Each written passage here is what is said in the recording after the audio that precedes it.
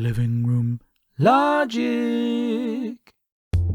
Everyone, welcome back to yet another episode of Living Room Logic, and I'm so happy to be here today with a clean energy transition researcher, Dr. Paul Deane. Dr. Deane, thank you so much for coming on the show. Thanks, Aidan. Great to be here. Thank you. Dr. Deane is a senior researcher in the Marlow Centre down in Cork, focusing his research on clean energy futures. And it's quite amazing. You've published over 120 technical reports on clean energy scenarios. And I see that you're frequently involved in energy policy in Ireland and Europe. Could you just tell us a little bit about yourself and what you do? Yeah, sure, Aidan. Yeah, so I'm a research scientist or a research fellow down in Mara. Mara is the Science Foundation Ireland Centre for Energy, Climate and Marine. And I've a really nice job. It's really enjoyable. I get to think about the future every day. So Aidan, I guess I think about how we will produce our electricity, how we will produce our food, how we will move around, get from A to B, how we will keep our homes cozy and warm, and how we will fuel our industry. So I think about how we can do these things, not only in the future, but how we can do these things in a clean way. And I guess the reason why I do that is wrapped around a number of, I suppose, dimensions. We think about this from a climate change perspective. You know, it's a really massively important issue and a really big challenge. Many would say correctly big opportunity for us here in Ireland, but also we're fundamentally reliant on fossil fuels here in Ireland. Ireland, you know, we like to think of ourselves, Aidan, as being a very green and clean country, and in many ways we are. But unfortunately, we're one of the most fossil fuel dependent countries in Europe. And over the next hour, we are going to spend over €1 million importing fossil fuel into Ireland. And when you think about how rich the country, it's crazy, isn't it? You know, €1 million, it's just over 24 million euros every day. When you think about how rich we are in terms of natural resources and our ability to produce energy and save energy, that's a real crazy number, isn't it? Well, it is, and you've kind of already gone into this because I really wanted to give everyone an indication of where we are coming from in the past in terms of energy production. So before we get into this, what you've already said is kind of a dirty present. Where were we in the past in terms of energy production? What did people in Ireland use to power and heat things? Energy is so fundamentally important to our economy and our society, and actually that link between the economy and society is quite important.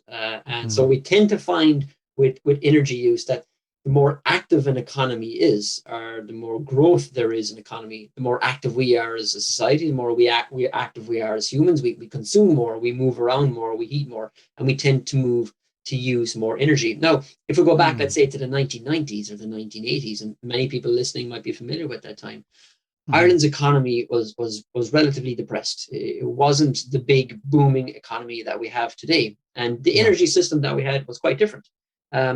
We actually still used a lot of the same fuels. Oil was predominantly the main fuel, and oil was used to get people to heat homes, to drive cars, to drive trucks, but we didn't actually use a lot of it. And that's linked really to our economic activity. Ireland was very different, not only economically, but socially as well back then. You know, there was different habits and different traits. You know, some of the funny things, even 30, 40 years ago, showering wasn't that big a deal. People used to take baths maybe once a week. So we use less water for heating our homes. You know, our homes were a lot cooler. Typically, a modern home in Ireland now would be heated to about 21 to 22 degrees. Yeah. For our parents or many people listening when they were kids, your home would have been heated about 16 degrees. So we used a lot less energy for our homes. We drove a lot less. You know, we went on holidays to the next county. You know, we didn't fly off to Spain or to these places. Exactly. It was a lot more humble. Many people would say it was a lot better, but you know, that's open to interpretation. But it certainly was a lot simpler, and certainly we consumed a lot less and we used a lot less energy. What's so interesting about that is just it clearly is a very cultural thing, and of course, as you said, people probably just wore a lot more sweaters and didn't go far. Yeah. No, I guess many people would argue, an older generation, they would argue, well, they were more resilient. You know, they were more robust and resilient, and maybe a bit hardy, but who knows? But they also had less stuff. You know, life was a bit harder. They didn't have as many of the appliances that we had, so there would have been very few dishwashers, washing machines, tumble dryers, electric showers. These are the things that these are the trappings and I suppose the benefits of of a modern economy and a modern society, they certainly didn't have the gadgets that we have. The tablets, the phones. They're naturally a very more recent phenomenon. I suppose the upshot of all that, then, Aidan, is when you bring that economic activity and social activity, and you wrap the energy system around it, the energy system was a lot smaller. Electricity would have been mainly generated from things like oil, which is really inefficient and really dirty. And that has changed very much so in the last 20, 30 years. Most homes would have been heated, again, to a very low degree with oil and with coal and with peat. And again, that's changed dramatically as well in Ireland. And while cars were pretty much the same in terms of what they do, they moved from A to B. Cars back in the 80s and the 90s were very inefficient. They used a lot of petrol, used a lot of diesel. They were very heavy. They were very clunky. So even though we didn't use a lot of energy at a national level per se, the stuff that we did use was relatively inefficient and very dirty as well in terms of polluting, in terms of greenhouse gases. You've kind of mentioned it at the start as well, that we kind of have changed a bit. Well, we've definitely increased it, but in terms of our energy production, our carbon emissions. But how much of an increase in terms of capacity? And have we actually changed at all in how we produce energy today? That's a really strong question. Yeah. So let's talk about greenhouse gas emissions. So these are the heat trapping gases that go into the atmosphere and are causing our planet to warm in really unusual and dangerous ways. Funnily enough, Aidan, Ireland is the only country. Ireland's emissions this year, 2022, are pretty much the same as they were in 1990. Now, you can look at that in two ways. You can say, wow, we haven't got any worse, but we also haven't got any better. If you compare our emissions today to what the UK have done, for example, our nearest neighbor, they probably have reduced their emissions at a national level by about 45 to 47% since 1990. Right across Europe, emissions would have reduced by about 25 to 27% since 1990. We have a zero change. Our emissions are pretty much the same. Now, people will argue two elements of that and say, look, Ireland industrialized a lot later. We became richer a lot later, so we're still playing catch up. And that's fair to say that did happen. But our position in terms of emissions is not a good story to tell the world, unfortunately. And again, it comes back to that thing I said at the start. It's, we think of ourselves as green and clean. That's okay. But Ireland as a country, our emissions are small within a global context. But really, if we're being honest with ourselves, that's just a coincidence of geography, right? We're a small island. So of course, we're going to be small in a global context. But if we look at the consequences of our economic and social activity, again, this is how we move around, how we heat our homes, how we generate electricity, then you and me as Irish citizens would have the second largest carbon footprint or greenhouse gas footprint in Europe on a per person basis. And that's really disappointing. Yeah. So and that comes back again to the inefficiencies that we have in Ireland about how we use energy. And again, our that €1 million that we're going to spend this hour importing fossil fuel into Ireland, all that releases emissions. And when we look at that on a per person basis, we would have the second highest greenhouse gas footprint per person in Europe. So unfortunately, it's not a good story to share. It's quite shocking. I didn't know that, and it's definitely something that we need to work on. I mean, how this kind of works quite well into my next question. What sort of goals do we have in terms of reducing our carbon emissions, and what's the plan to achieve these goals? And do you think these goals are good? Yeah, so I've told you all the bad news now, Aidan. So it's time we kind of let's look I need some good news, Paul. Well, thankfully, over the last couple of years, and there's a really strong environmental movement, very strong climate movement in Ireland. In many ways, this has grown out of grassroots from programs like Antashka and primary schools with green flags and universities, and just a much greater awareness. And this is translated into political activity at the moment. So the current government, the coalition, has primarily driven, let's be honest, by the Green Party, have a plan to reduce Ireland's greenhouse gas emissions, all those greenhouse gas emissions, by 50% over this decade. That is remarkably hard. Just put it in context, Aidan, no country in the world has ever deliberately achieved that in a peacetime period. So reducing our emissions by half it's something we need to do because we're starting on the back foot. We're starting at the back of the pack in relation to Mm-hmm. our other European member states and other countries around the world. But it's going to be remarkably difficult. It's going to be very challenging. We know we can do it. We know we have the technologies. We know what we have to do. So we have the blueprints. We're not fumbling around in the dark here. Yeah. But we know it's going to be difficult, and it's going to take radical change across society and across the political system to deliver that. This plays in quite well as well. You're talking about we have a map there, or a roadmap. What sort of roadmap is it? Can you tell us a little bit about that roadmap? Sure, I can. And the reason I can is because that's kind of my day job with my colleagues here in Marai. We come up with these blueprints and these maps to help us navigate the future, bring us to that low carbon future. So let's talk about electricity. That's anybody who's listening to this on their device or at home. You look around your home at the moment, or look around your office or the street. Electricity is the main thing we use to power our appliances, our gadgets, and our TVs and whatever. So there's a really good news story for Ireland in terms of how we've changed our electricity generation. So remember, I said back in the 90s, a lot of stuff was done with oil and coal. Oil has been pretty much eliminated now from electricity generation in Ireland. That's really good. We don't use coal that much anymore, which is also good because coal is very polluting. We still use it, for about 10% of our electricity, but nothing like we were using it back in the 80s. And two things happened. Change. And that's a huge change and really significant. And almost kind of subtle. When you turn on your switch, the light is still there, but it's actually a cleaner electricity coming into your house. Yeah. And so two things happened there, Aidan. One was the significant growth in renewables, in particularly in onshore wind. So anyone driving around the country at the moment, you don't have to drive very far before you can see a wind farm maybe nearby or off in the distance. Yeah. So 2020, about 40, the most official statistics, about 40% of all our electricity came from renewables, whereas back in the 80s and 90s it was close to zero. That's really promising, and that's really good. And that's wind going through our country. And actually something we can be quite proud of. And we should be proud of it because very few countries have achieved that. So we have form in doing things that we haven't expected we can do. And the other thing that we did as well at the same time, we started using a lot of natural gas. Natural gas, while it is a fossil fuel, it's the cleanest, if you can say that, of all the fossil fuels. It's the one that produces the least. So what we have in Ireland at the moment is that we have, for the electricity system, we almost have a two-fuel system, what we call a dual fuel system. But it's very, very windy.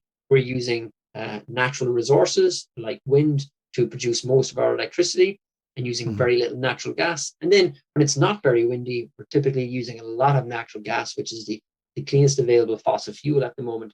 And that allows us to have a cleaner electricity system. And we've pretty much halved our emissions actually for electricity generation in Ireland over the last 30 years. That's a good news story. The challenge, though, is that while that is a good news story and we've done good there, we've done pretty bad then in other sectors. So cars, remember we talked about, well, people didn't used to drive much. We now drive about 35 billion kilometers in Ireland every year. And just to kind of put it in context, Aidan, that's the space probe was a discovery, was launched in 1978, 77. And it was sent out into stellar space. And it's traveled about 18 billion kilometers so far. We drive collectively twice that amount in Ireland every single year. It's incredible, isn't it? Oh my God.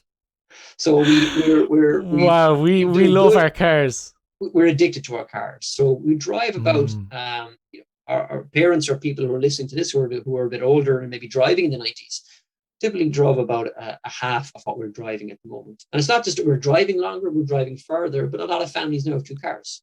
It's become almost a necessity. So the opportunity that we missed there, Aidan, was really around public transport and around spatial planning. A lot of European countries just got families to build their homes closer to each other and then use public transport to move people around.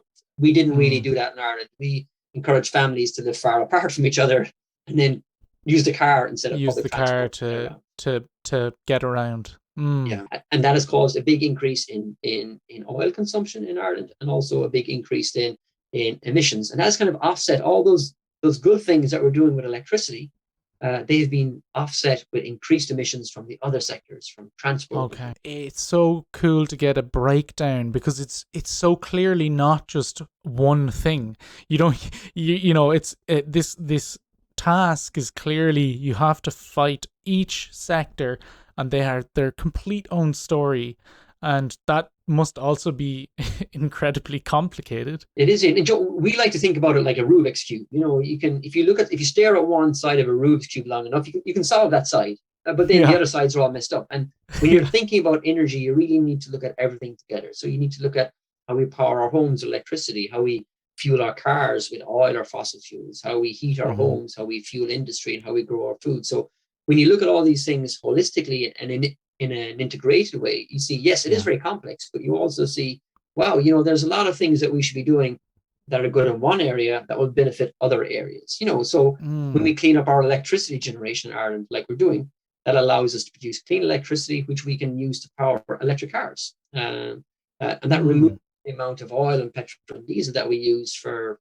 moving around and replaces it with clean electricity. And that's a good thing. So that's how you spot that doing something good in one area can be beneficial for another area that you might have thought about previously.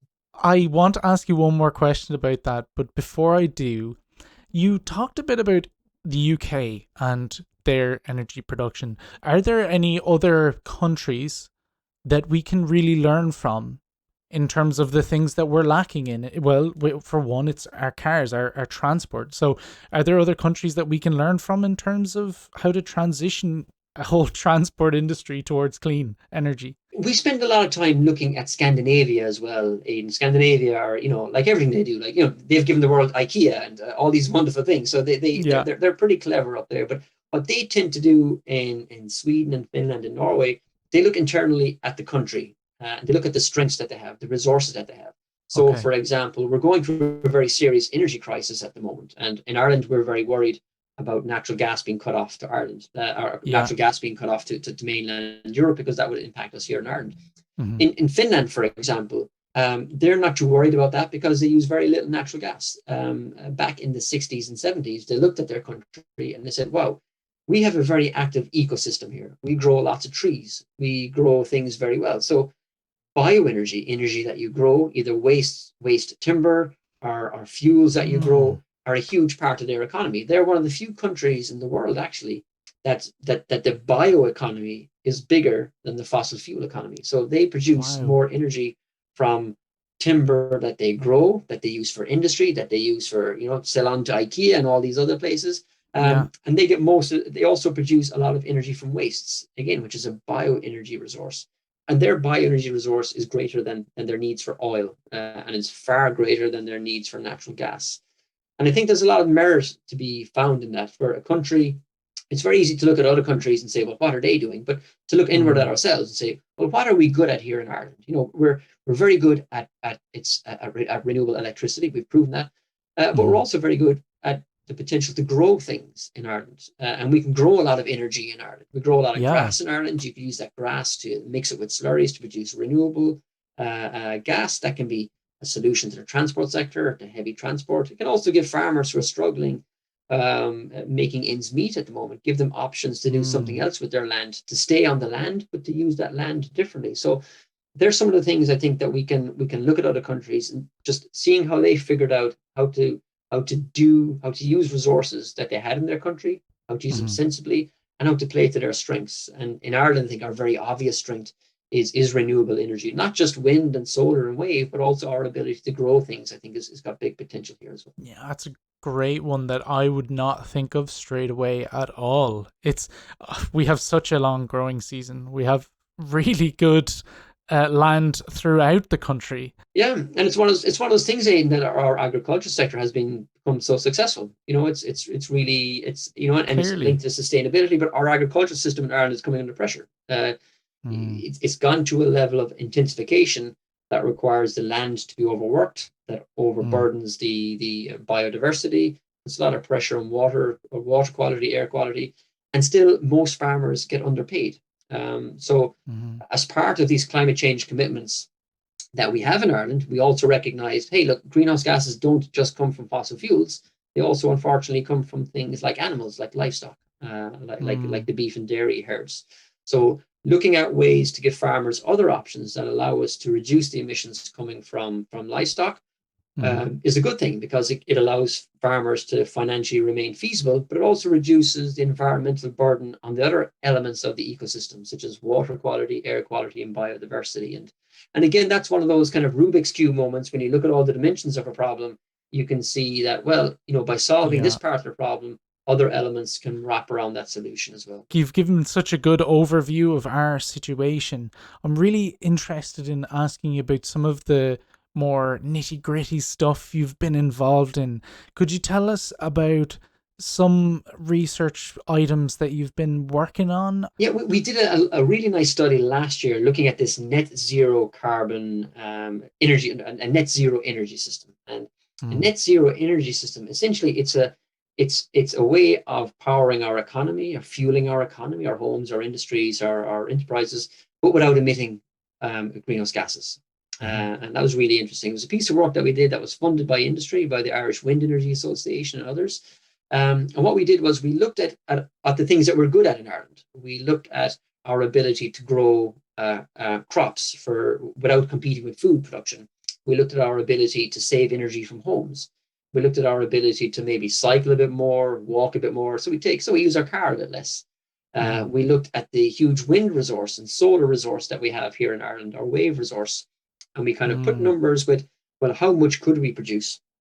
And one of the things that we did in Aidan was we put all that into a very large computer simulation, and we simulated the year 2050 and the year 2030. And within that simulation, we come up with a blueprint or an architecture that allows us to understand how we can maintain that economic activity in Ireland, because economic activity is important. It gives people jobs. It's really important for the financial elements of the country. And we found, Yeah. yes, we can achieve all those things and also reduce our emissions. And the biggest way to do that was, first of all, by, again, very obviously, leveraging that huge renewable resource that we have in Ireland. So our wind, our Yeah. solar, and our bioenergy resource as well. That was very important. The other thing that we found was that saving energy is really important. And saving energy Mm. is really neat, because it's almost the cheapest form of energy that you can have is energy that you don't use. So if you're not using something, it's costing you nothing, and that's really good. So by Yeah. being more efficient is really important. So one way you can do that is by making our homes more cozier, less less drafty, so they leak less heat, and there's huge Mhm. potential for Ireland to save energy and money there. So a typical Irish home, for example, Aidan, would probably leak about 60% of its heat. So if you're paying €1,000 a year heating your home, probably 600 is seeping out through your windows, your walls, your roof. Yeah. It's waste, and that. So by making our That building would fabric, drive people crazy to hear that. it's really disappointing, isn't it? Now it's not all easy. If you retrofit your home or put in windows or different types of insulation, the Mhm. upfront cost is very heavy. So there's almost there's a financial disincentive there, because all the cost is upfront and the savings Yeah. are long term. As humans, we don't tend to like those things, but that's why policy should change. So we figured out that by using all these things, by producing more renewable energy in Ireland, wind and solar and bioenergy, by saving more energy. And the third dimension, I suppose, of that pillar to achieve an energy system that doesn't pollute in the future is with electricity. So today, even though we often talk about energy and electricity as being the same thing, they're not. Most of Mhm. our energy in Ireland is actually comes from fossil fuels for Yeah. powering our cars, our industry, and heating our homes. Mhm. Electricity is really only limited to our gadgets and our appliances. But in the Mhm. future, we know that we need to put more plugs on things, because we're really good at producing electricity. So we need electricity to reach deeper into society, deeper into the economy. And one way you can do that is by electrifying things. So by having more electric cars, by having more e-scooters, e-bikes, by having more electric heating systems. That Mhm. allows us to use something we're very good at in areas of the economy that we're not really good at the moment. And those synergies and those overlaps allow us to meet to meet that demand of an energy system that doesn't pollute in the future. And we have all these things. One of the, I suppose, most revealing things about our research is that we're not talking about new technologies or unicorn technologies that need to be invented or need to come to market. We know Yeah. how to do this today. We have these technologies. Most of them are commercial today. Some of them need a little bit Need need more a little bit commercial of nudge. push. Yeah. Yeah, but that's okay. So we have the know-how, we have the blueprints. And the really surprising thing about that study was we found it doesn't cost a huge amount of money, actually. So people often talk about energy transitions, and they talk about one of the great things in Ireland in the past was the building of Ardnacrusha. So Ardnacrusha was the ESB electricity generation built in the 40s, or maybe even earlier. Yeah. And at that time, Aidan, 25% of all the money flowing through the Irish economy went into Ardnacrusha.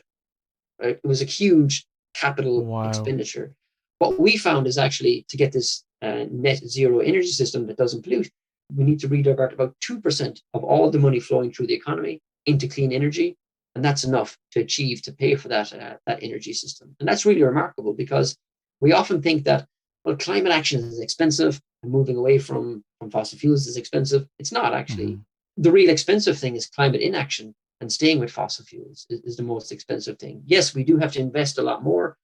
And the challenge there is just the philosophy, like I said about the homes. It's the cost for renewables tends to be a lot upfront and very little in the future. Whereas our energy system and everything that we do today, like if you buy a home heating system, it's a little bit upfront and then a little bit, and a lot then into the future when you look at it over a 20-year lifetime. With renewables, it's the complete inverse of that. It's a lot upfront and very little in the future. And for that, really, we need different ways of thinking, different ways of financing, and different ways of supporting people. And I guess the caveat to all this, Aidan, is, look, it's really hard. Just because something is doable doesn't mean it's easy. I often like to think of these things like, that RTE show, Operation Transformation, where, they bring candidates on and get them to lose weight or whatever. It sounds like a simple concept, but it's really difficult, isn't it? Changing our habits is difficult. It's always difficult up front. There's resistance. We don't want to do it as humans, and that's perfectly. And there's a bit of fear involved as well. Maybe that's perfectly normal. But also, like Operation Transformation, if you're able to be healthier and lose weight or do whatever, there's benefits for your mental health. There's benefits financially, maybe. There's broader benefits for your family. So again, when you move away from fossil fuels, it's not just about reducing emissions. It's about increasing employment. It's about reducing pollution in the air. It's about making our homes more cozy. So that it's not just about the climate emissions anymore. It's about society, and it's about a healthier society. And that's what I think is an important element. That's actually what I wanted to ask you. The way that you talk about the benefits of cleaner energy is a lot in terms of how would it benefit us economically? How would we be able to monetize it? How would we be able to actually make a better economy from it? But you're so right that it's not just the economy. It has to be other things as well. Yeah. Is a cleaner energy Ireland going to be better for other things?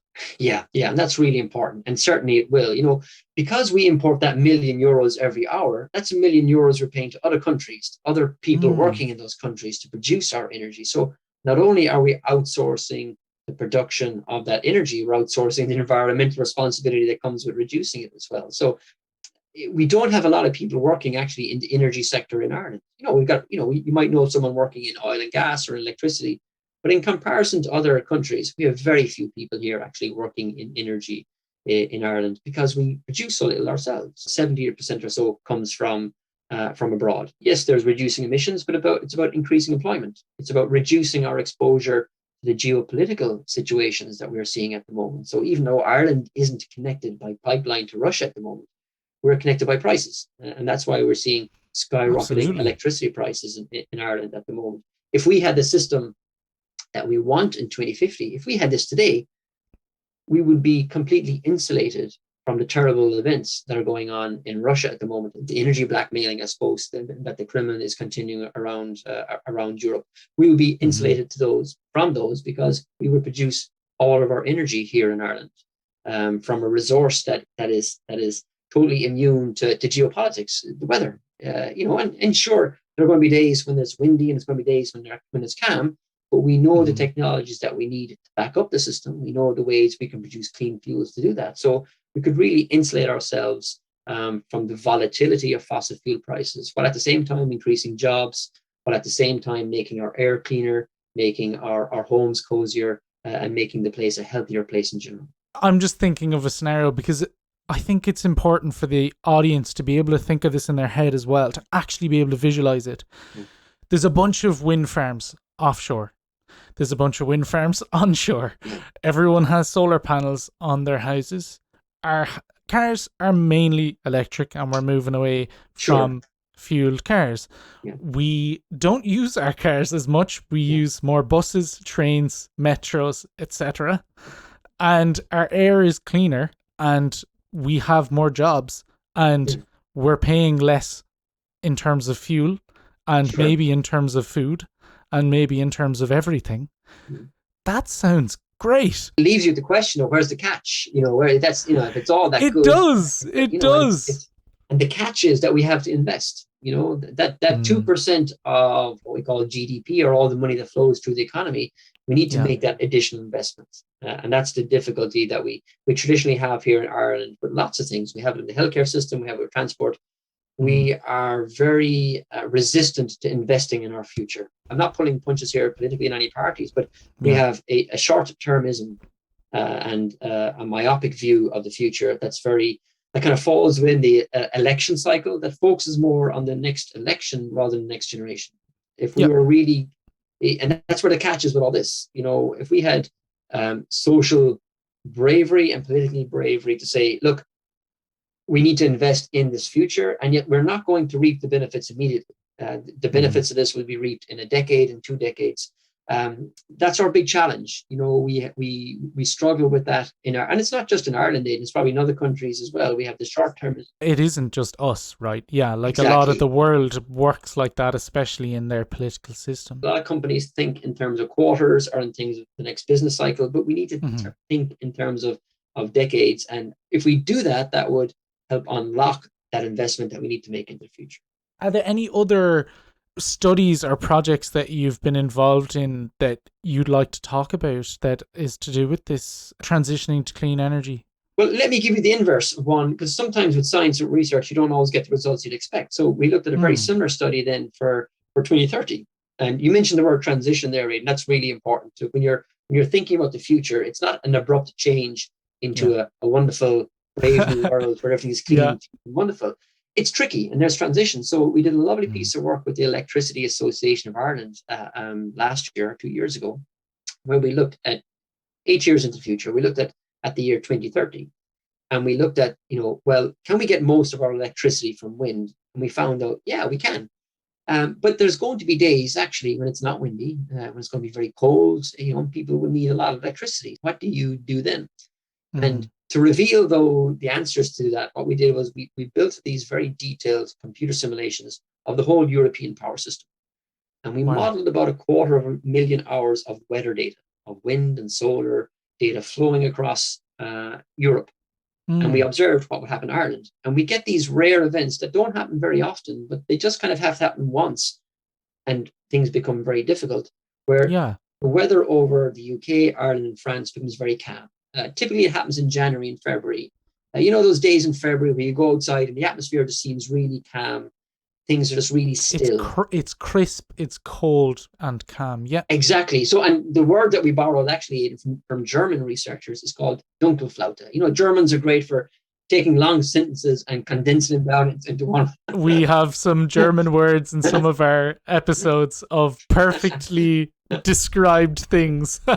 Right? They're like ruthlessly efficient, right? So we get these Dunkelflaute incidents. It's calm, it's cold, it's crisp, and they might last for 10 days. And there's Mm, no wind.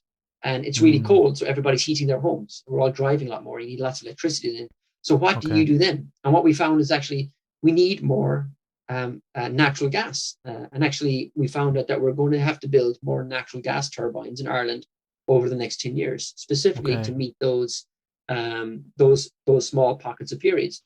And as a researcher, that's conflicting. That's weird, because you think, well, I want to move away from fossil fuels, Mm, but I need to build them in the meanwhile. And politically and socially, that's a very difficult message to communicate. But what we found was that, yes, look, renewables are the best way to reduce emissions in Ireland. And they kind of do this because they reduce the use of fossil fuels in yeah. power plants, but they don't eliminate the need for those power plants. Yeah. And that's why in Ireland, over the next 10 years, and you'll see it in papers, you'll see it popping up, it will be politically very tricky. Even though we're moving away from fossil fuels, we're still going to have to build more fossil fuel power plants to back up the wind and the solar on the days when we have these Dunkelflaute incidents. until we figure out some way of storing huge volumes of electricity in a cheap and affordable way. And it's difficult to see how we can do that within the next 10 to 12 years. So that was Okay. one of the things as a researcher, you kind of run the results and you kind of, wow, oh, that's surprising. I didn't expect that. But that's the wonderful thing about research. It's there to kind of challenge you, to test your integrity, I suppose, in many ways. And it reveals sometimes surprising things and sometimes unwelcome things, but it's a robust finding, it's a resilient finding, and something that we have to face into in our. Well, what's so valuable about understanding that now is that in 10 years' time, if we only invested in offshore and onshore wind, and then you had one of those incidences, and it was a mess. I don't know about you, but I can't remember the last time I had a power cut at home. The electricity system is so reliable in Ireland at the moment. We take it for granted. And as we move away, from a fossil fuel power system to a weather-driven power system, you're kind of trading the risks of geopolitics for meteorological risks. You're changing it for weather. But you do get these weather events. You get these calm events. And as you said, if everything is powered by weather-driven generation, and if the weather isn't there, what do? You can't ask people, look, hang tough for the next 10 days. You need something to back it up. And that's where the fossil fuels come in. In the future, we know there's ways around that. In maybe 15, 20 years' time, we know there's probably ways around that. But for the foreseeable future, it makes that transition away from fossil fuels a little bit tricky and a little bit clumsy at times. But I also am really glad that you are working on the short to mid-term rather than mid-term to long-term. I think this is exactly what the word transition probably means is, you need to look at short to mid-term, mid-term, mid to long-term, and you need to tackle each of those time frames. So one of the final questions, because I don't want to keep you for too long, but you did talk about we're kind of stuck in terms of our financial pathways. Is there any sort of financial pathway for this transition? You said that our political system is kind of an obstacle, but is there much push here in terms of that? We're getting there. And look, I suppose the political system just reflects what people want, essentially, doesn't it? So I suppose it's maybe broader than the political system. It's also the social system. And it's just years and decades as well, Aidan, of how we've become accustomed to financing things. Again, if you take your home heating system, a fossil fuel boiler is cheap. It's very little money up front, but you pay a huge amount over the lifetime of the boiler itself. And we forget that. We just see the upfront cost as being soft. So that needs to change. Same with retrofitting. I think a big challenge in Ireland is that we know our homes leak 60% of their heat and 60% of their energy. That's not very good. But again, there's a huge obstacle to us investing in our home. So one of the ways we could get around that is by trying really, really radical things. And then, giving financial payments that aren't linked to a person, but are linked to a property. So let's just say you wanted to retrofit your home.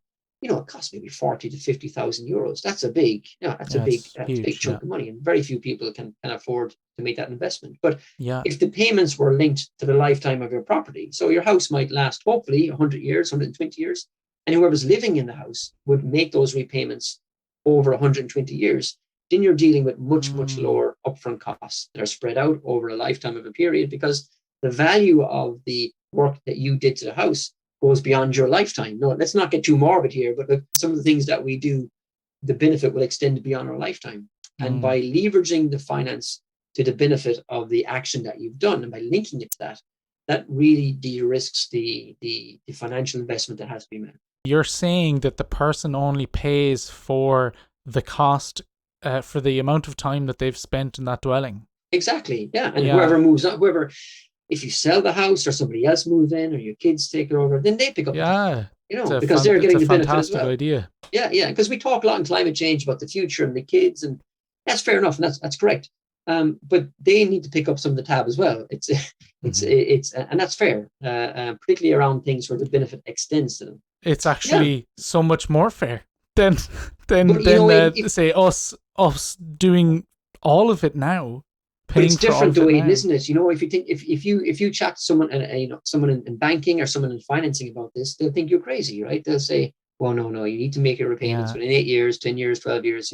So financial institutions, And we used to do this in Ireland. We used to do it in Europe, with building council houses or building large infrastructure, and you'd spread the debt over the lifetime of the infrastructure. It makes a lot more sense, and it makes a lot more palatable. But we have a financial institution that again comes back to that short-termism, that's focused really on getting a return within a couple of years, rather than getting a fair return over the lifetime of the benefit. So we all as a nation, maybe even as more than a nation, more of an entire part of the world, probably need to think about how we can change our mindset in terms of this long-termism. Yeah, and I think that starts with the when politicians and our electoral representatives knock at the door. It's not so much about asking questions anymore about the road or the immediate present. It's about asking about Yeah. the future and what are their plans for the future. Because I think we are very lucky in Ireland. We have a democracy, we have a healthy democracy, and with all its mediocrity, that's fine. But at least the great thing about democracies is that they're flexible and they reflect the will of the people. And if we have people are concerned about an issue or something around energy or around the healthy environments, that will ripple through into the political system, which eventually, hopefully, will percolate out into the financial system. So it takes time, but it starts with you and me. It starts with all of us listening today and just kind of raising these questions and asking these questions and seeing what the responses come back and if those responses are good enough or not. I could leave you on this question, and you just mentioned it there, but maybe to elaborate on it a little bit. What would you say to the average Irish person? What could they do to help this situation? There's lots of obvious things that we can all do. We all know about solar panels and insulating and EVs and walking more. But I think the biggest thing is just talking about it, especially around election time. I think that's when it matters most.